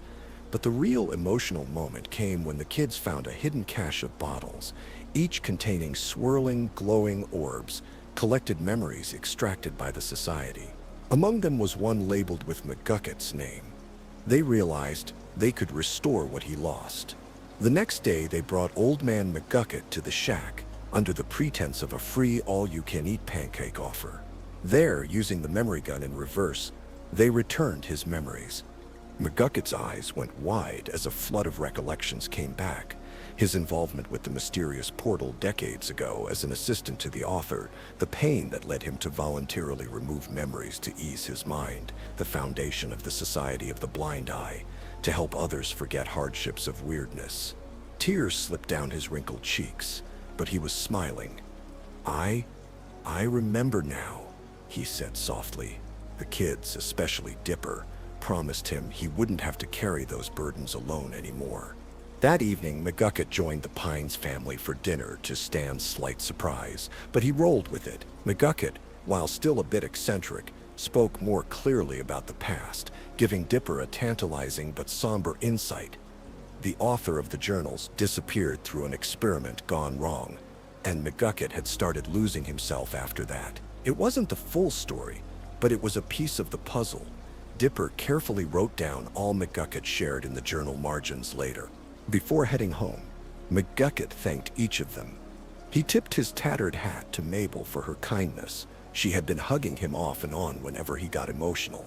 To Suze for tackling those cultists. "You're stronger than a grizzly, Sonny," he lauded. To Wendy for her bravery. "Your folks raised a sharp one." And to Dipper, he put a hand on Dipper's shoulder and said, "You're on the right track, boy. You'll find the truth. Just remember to protect what matters when you do." Dipper nodded, heart solemn and determined. That night, after such a profound day, sleep came gently. Mabel and Dipper whispered a bit before drifting off, marveling at how much had been hidden in their little town and hopeful that, with memories restored, maybe people like McGucket could heal. The crickets sang a familiar lullaby, and an owl hooed as if to say, "Good job." And for the first time, far beneath the shack, the mysterious portal that Stan was working on powered up briefly, as if responding to the stirrings of truth coming to light. But up in the attic, the twins only felt the slightest vibration, passing it off as a mild earthquake before they snuggled into their blankets, ready for whatever came next, together. With each solved mystery, the Pines family bond and friendships around them grew stronger. The summer marched on. As Seuss's birthday approached in early August, the twins noticed he became unusually quiet and moody. Normally upbeat, Seuss tried to brush off any celebration plans. This puzzled Dipper and Mabel, until, thanks to a bit of gentle coaxing from Wendy, Seuss admitted the reason. Seuss's father had long been absent from his life, always promising to show up on his birthdays and never doing so. Each year, that no-show had hurt Seuss deeply, and eventually he came to dread his birthday as a reminder. Determined to bring back Seuss's smile, Dipper and Mabel concocted a plan to give Seuss the best birthday ever, one that might rewrite those sad memories. They arranged a surprise party at the arcade, Seuss's favorite spot, and invited all his friends, even McGucket, who happily came with a homemade cake, which was mostly gelatin and raccoon meat, but it's the thought that counts. The day of the party, they blindfolded Seuss and led him to the arcade. The lights flipped on to a chorus of surprise. Seuss was overwhelmed by the love and attention. Tears of joy replaced his earlier melancholy, and a wide grin returned to his face. But that day held one more surprise that none of them could have anticipated. As Seuss blew out the candles on a giant pizza-shaped cake Mabel baked, time itself suddenly paused with a shimmering ripple. Who should appear in the frozen scene but Blendin Blandin, the time-traveling agent the twins had run into before at the fair when they inadvertently caused him trouble. Now Blendin stood in the middle of the arcade, wearing his futuristic suit and a vengeful expression. Time resumed for the Pines crew just as Blendin bellowed that Dipper and Mabel had cost him his job and status in the future, and he was here for a Globner, a futuristic trial by combat. In essence, he challenged the twins to a series of time-bending games to settle the score. It was an absurd interruption, but Dipper and Mabel, protective of Seuss's happy day, initially refused to go along. That is, until Blendin slyly offered a prize, a time wish to the victor. Essentially the ability to alter one event in the past or future without consequence. Hearing this, Seuss, who had quietly approached, stunned by the time traveler's appearance, suddenly spoke up. He volunteered to compete in the twins' place, with Dipper and Mabel as his teammates, Globner allowed champions. Seuss had one wish in his heart, to speak to his dad, just once, to ask why he never came.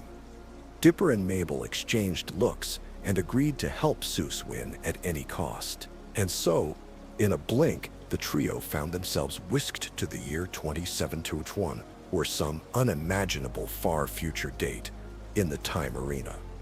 It was bizarrely like a mix of an alien coliseum and a cosmic arcade. They faced off against Blendin in wild challenges, laser tag through history, riding dinosaurs like broncos, a chess match on a giant board where pieces were alive and cranky. It was both thrilling and humorous. Seuss's video game skills helped him pilot a hoverboard through a maze of historical figures. Napoleon was very confused to be part of an obstacle course. Mabel's crafty thinking got them out of a literal time loop knot puzzle, and Dipper's quick strategy calls during a zero-gravity wrestling match with a robot helped Seuss pin it down. They worked seamlessly as a team, fueled by Seuss's resolve. Finally, it came down to a last duel between Blendin and Seuss atop a platform floating in a void of time. Blendin, with futuristic weapons, had the upper hand, but when he taunted Seuss about wanting to see his dad, calling it a foolish wish, something in Seuss ignited. Not anger, exactly, but a firm sense of self-worth. Seuss told Blendin, and all watching, that over this summer, he'd learned family isn't just who's related by blood, it's who shows up. And my family's here with me now, he declared, glancing at Dipper and Mabel. With that, Seuss surprisingly set aside his weapon and reached out a hand to Blendin in compassion.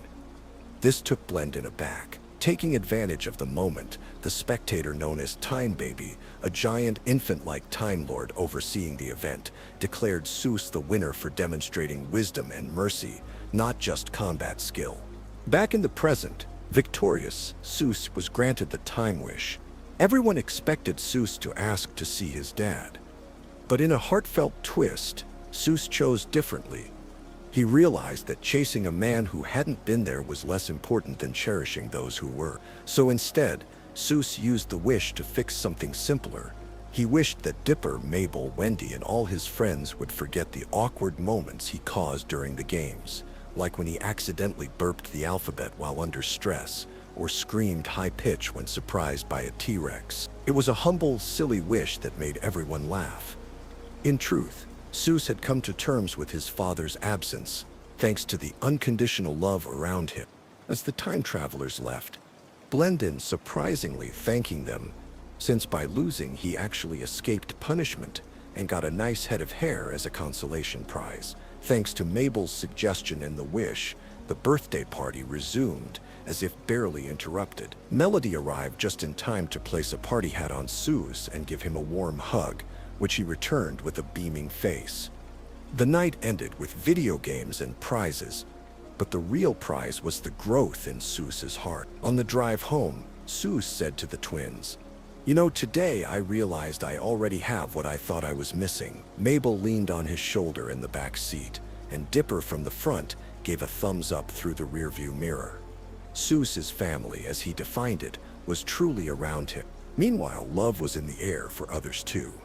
One weekend, Robbie, Wendy's ex, whom the twins once saw as a bit of a jerk, was moping about town, still heartbroken over losing Wendy. Mabel, always the matchmaker at heart, decided that Robbie deserved a shot at happiness too, especially now that he'd been humbled. When word came that the resident love god, a literal cherubic figure who attended the local Woodstick Music Festival, was in town, Mabel couldn't resist trying to play Cupid. She managed to nab a bit of Love God's magical love potion, a glittery liquid in a perfume bottle, and conspired to help Robbie fall for someone new, namely Tambri, one of Wendy's friends who secretly had an eye on Robbie. During the music festival, a mellow outdoor concert under the pines, Mabel spritzed a bit of potion on both Robbie and Tambry's snacks. Sure enough, with a little push and a shared taste in moody music, Robbie and Tambry started talking, then laughing, and eventually wandered off from the group together,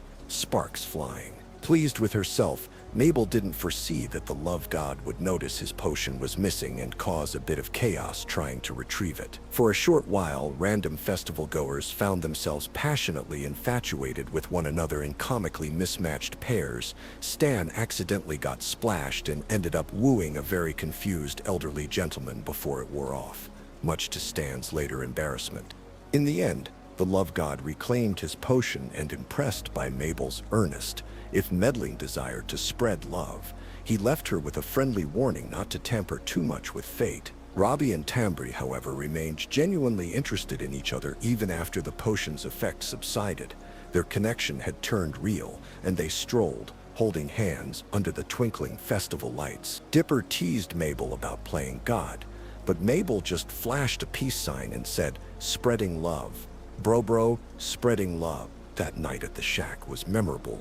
Stan trying to downplay the hilariously awkward flirtation he'd had under the potion's influence.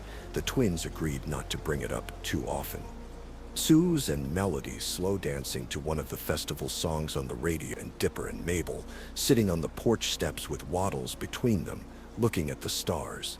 "Love is weird," Dipper mused. "The best kind of weird," Mabel replied, thinking of all the unexpected bonds Summer had forged, like Robbie and Tambry, Suze and Melody, even their friendship with Pacifica and McGucket.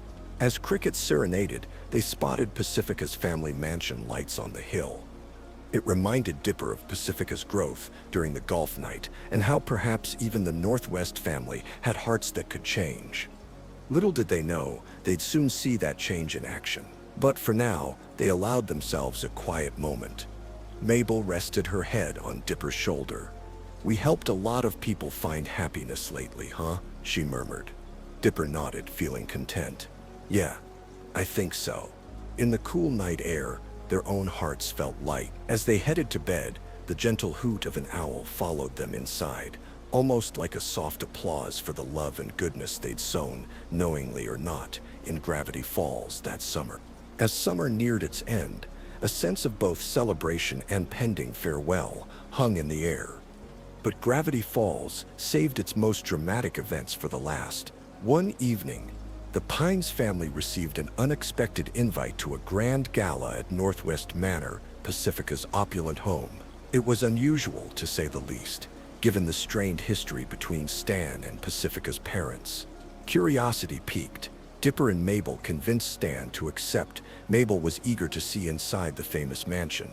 The invite hinted at a special unveiling, and intriguingly was addressed to the family, including friends, perhaps Pacifica's doing, including Dipper and Mabel's friends.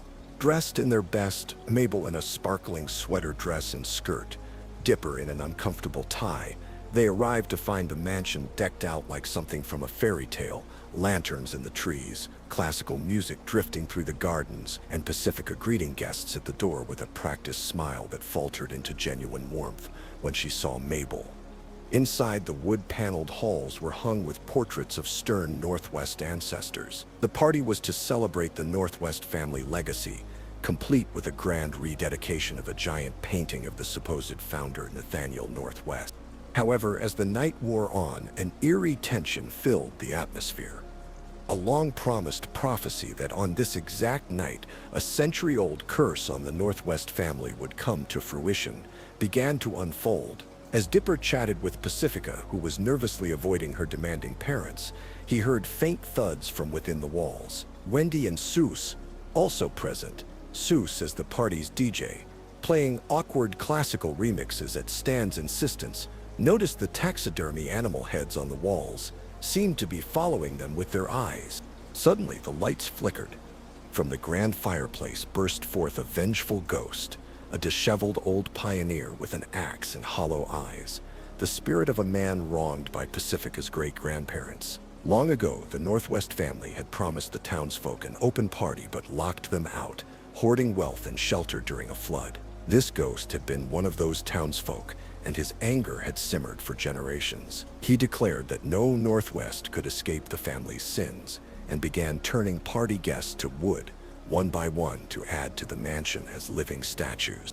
Panic erupted, but Pacifica's parents ushered themselves into a safe room, leaving everyone else, including Pacifica, to fend off the ghost. Pacifica was shaken and ashamed as she realized her family's legacy wasn't all glamour. It had darkness she wasn't proud of. Dipper, Mabel, Wendy, and Suze sprang into action. Dipper confronted the ghost, trying to reason with historical facts, but the spirit was too enraged to listen. Mabel, always empathetic, tried appealing to his better nature, but the injustice he felt was too deep. It was Pacifica who made the difference. Stepping forward, voice trembling but clear, she apologized on behalf of her family. She promised to make things right, starting with opening the mansion's doors that very night to everyone in town. Breaking her parents' rules, she flung open the grand entrance, inviting the confused townspeople who had gathered outside, drawn by the commotion, to come in and partake in the lavish food and warmth. This act caused the ghost to pause, his ghastly form flickering with uncertainty. But one more thing was needed to break his wrath, a symbol of true change. Pacifica removed a necklace, an heirloom family crest she wore, and threw it into the fireplace flames, symbolically rejecting her family's cycle of elitism and cruelty. As the crest melted, the ghost let out a sigh, his axe lowered. The curse was lifted as quickly as it began. Those who'd been turned to wood slowly returned to flesh, Grunkle Stan among them, grumbling about the splinters he'd acquired. The ghost, now looking at Pacifica with a softer expression, gave a small nod of respect and faded away, finally at rest. The party atmosphere drastically changed. Now it was a humble gathering of townsfolk and high society mingling as equals. Pacifica's parents were beside themselves with the rabble in their home, but there was no turning back. Pacifica actually smiled, genuinely, perhaps for the first time feeling free of some heavy weight. Mabel hugged her fiercely, declaring her a hero, which made Pacifica laugh and maybe cry a little at the same time. Dipper was proud too. He'd seen Pacifica's good heart growing, and now everyone did. Later that night, after the shaken but relieved guests departed, with goodie bags insisted on by Mabel, filled with fancy hors d'oeuvres for all, the Pines crew lingered at the manor's steps under a sky bursting with stars. Pacifica sincerely thanked them for helping not just save everyone, but save her from a family legacy she didn't want to continue. Stan, surprisingly, gave her a gentle pat on the head, saying, "Kid, you're all right. If your great whatever could see you, he'd be proud too." As they walked home, they chose to stroll in the cool night instead of piling in Stan's car. There was a sense of finality and growth. The stars above were unusually bright. Mabel mused, "Everything's changing, huh?" And Dipper nodded, thinking how even Pacifica had changed so much. Yet, the greatest change was just on the horizon. Unbeknownst to the twins, Grunkle Stan's secret work was reaching its climax. Over the summer, he had managed to collect all 3 journals, revealing in a hidden moment that he'd had Journal 1 in his possession all along. Gideon had Journal 2 until his defeat, and Dipper's was 3. In the early pre-dawn hours, Stan sneaked to the basement, journals in hand. He placed them into a console, completing a circuit. Gears turned, electricity hummed. The portal was activating. That next morning, the twins woke to the shack trembling, thinking it another strange earthquake.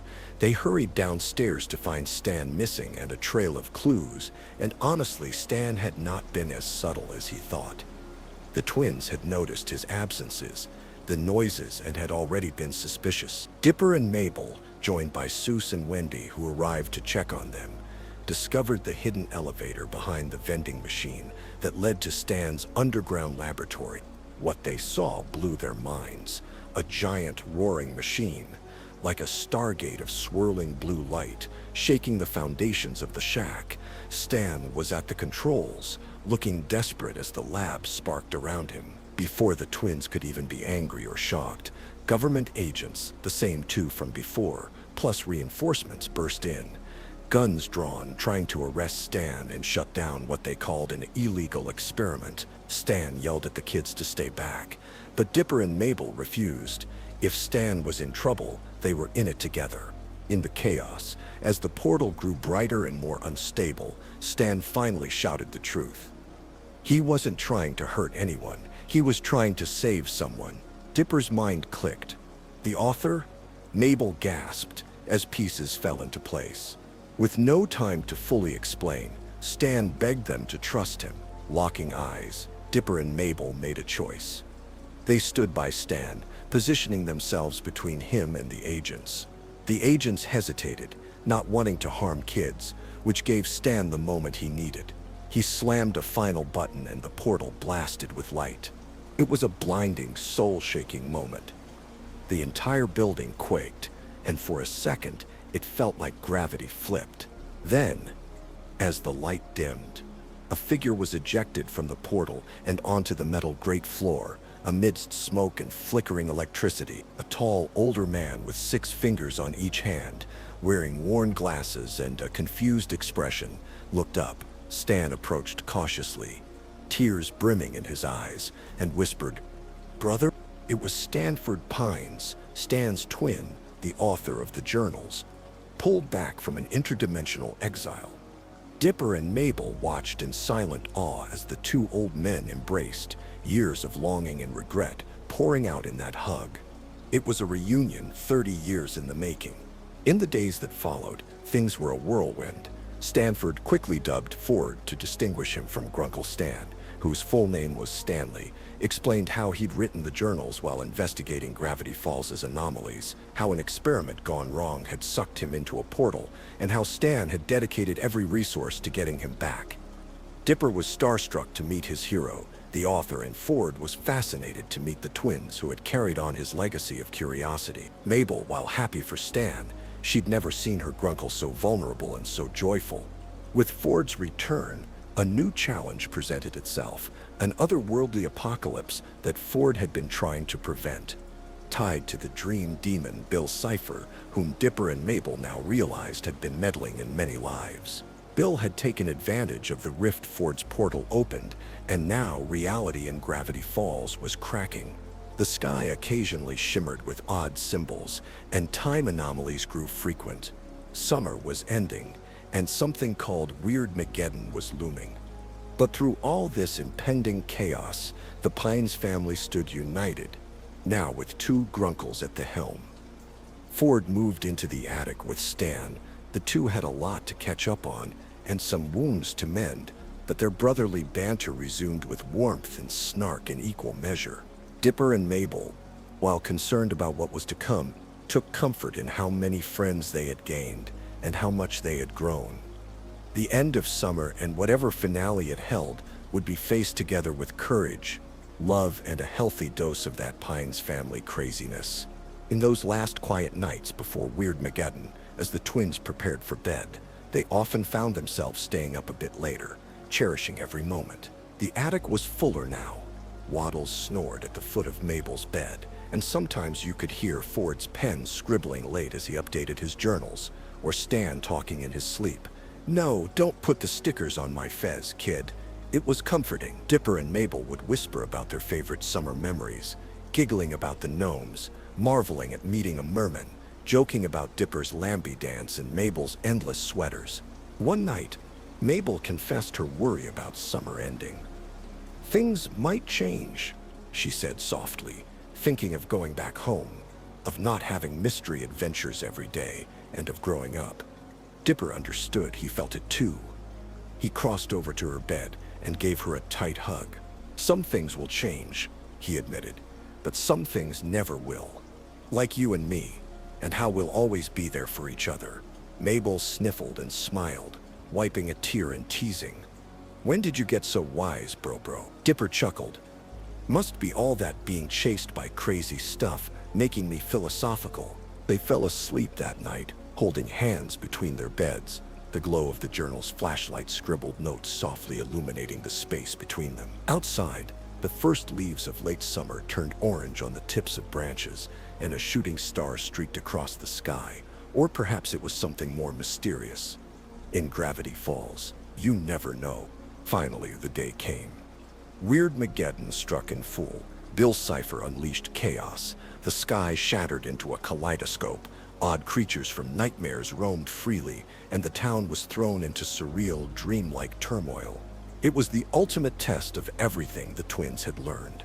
Separated at first, with Mabel trapped in a strange bubble of her own desires that Bill conjured, and Dipper teaming up with Wendy and Seuss to survive, they fought desperately to reunite and rally what survivors they could.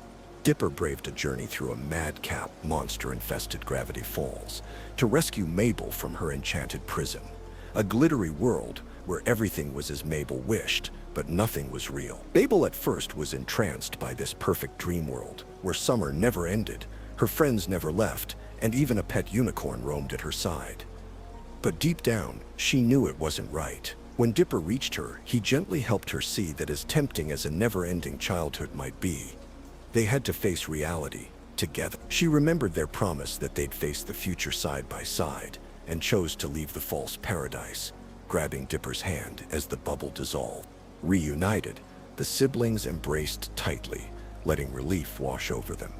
Together with Stan, Ford, Wendy, Seuss, Pacifica, McGucket, and many townsfolk who were ready to fight for their weird little town, they formed a plan, a final stand against Bill Cipher at the Mystery Shack. In an epic, bizarre battle, the shack itself was turned into a giant robot, courtesy of McGucket's tinkering. Imagine the shack sprouting metal arms and legs, punching giant eyeball monsters in the face. They confronted Bill and his minions. At the climax, Bill captured the Pines family, demanding Ford give up the secret to undoing the dimensional barrier. Ford had a way to trap Bill, but it required a sacrifice of memory that only Stan was in a position to make. In a fateful decision, Stan and Ford tricked Bill. Bill entered Stan's mind, mistaking him for Ford to steal knowledge, and in that moment, Ford used a memory gun to erase Stan's memories, effectively destroying Bill inside Stan's mind, but also wiping Stan's identity clean. It was the only way to save the world, and Stan was willing to pay that price for his family. When Bill was vanquished in a flash of mystical fire, reality began to right itself. The sky cleared, the weird creatures poofed away, the town returned to relative normal. But Stan stumbled, eyes blank, not knowing who he was or who anyone else was. Mabel burst into tears, and Dipper felt his heart break seeing their grunkle's personality gone. They rushed to hug him, even if he didn't remember them. But in a testament to the love and bonds forged, their voices and hugs slowly sparked something in Stan. Mabel's warm squeeze and tearful grunkle's stand. "Come back to us," and Dipper's choked up, "We're right here. We need you," began to reignite his memories. One by one, like photographs returning to focus, Stan's life flowed back, aided by some quick thinking from Ford, who realized the memory gun's effects could be partially reversed using photographs and stories. Everyone gathered around, telling Stan tales of his heroic, goofy, heartwarming summer with the kids. Seuss held up a scrapbook Mabel had made, full of pictures of Stan doing his cheesy tourist trap poses and soft moments with the twins. Bit by bit, Stan started to remember. When he finally cracked a crooked smile and said, "Hey, why are you all hugging me like a bunch of crybabies?" "I'm fine. It's okay." There was a collective cheer and more than a few joyful sobs. In the peaceful days that followed, Gravity Falls rebuilt and recovered. Summer had come to its grand conclusion, having challenged and changed everyone for the better. The time came for Dipper and Mabel to head back home. The last morning in Gravity Falls was tough. The twins packed their things, and Waddles the pig oinked, sadly knowing Mabel would be leaving until Stan decided to let Waddles stay with Mabel, even arranging last-minute airline papers so he could fly with them, because that pig meant the world to her. Their friends gathered to see them off. Wendy gave Dipper a letter for him to open on the ride, she said, and a fierce hug, plus a playful punch for good measure. Seuss, now the shack's new manager, Stan was finally taking a vacation with Ford to sail around the world, making up for lost time, lifted the kids in a bear hug, and promised to email them funny pictures of whatever weirdness he fixed around the shack. Pacifica and Candy and Grenda, Mabel's local friends, all exchanged addresses and promises of calls and visits. Even Pacifica, once so aloof, gave Mabel a friendship bracelet and a sincere thank you for everything. Finally, Stan and Ford, the Grunkles extraordinaire, stood with the twins by their parents' car, which had come to pick them up. Ford thanked Dipper for reminding him why he fell in love with Discovery, and slipped him a mini journal he'd been writing just for Dipper, full of unanswered mysteries to solve in the future. Stan, who normally played the tough guy, scooped Mabel and Dipper both into one of his big coat hugs. "I'm gonna miss the heck out of you knuckleheads," he murmured, voice thick. Mabel buried her face in his fez, and Dipper clung a little tighter. They told him they'd miss him too, and that next summer they'd be back for more adventures. As the car pulled away, Dipper and Mabel waved out the back window, watching the Mystery Shack, now repaired and sporting a new sign that read, "Stan and Seuss's Mystery Shack, grow smaller." The town of Gravity Falls rolled past, the water tower, the diner, the forest's edge. Both twins felt a mix of sadness and warmth. They were quiet for a while, lost in their thoughts. Mabel broke the silence by gently saying, "What a summer, huh?" Dipper nodded, smiling softly. He reached into his pocket and found the letter Wendy gave him.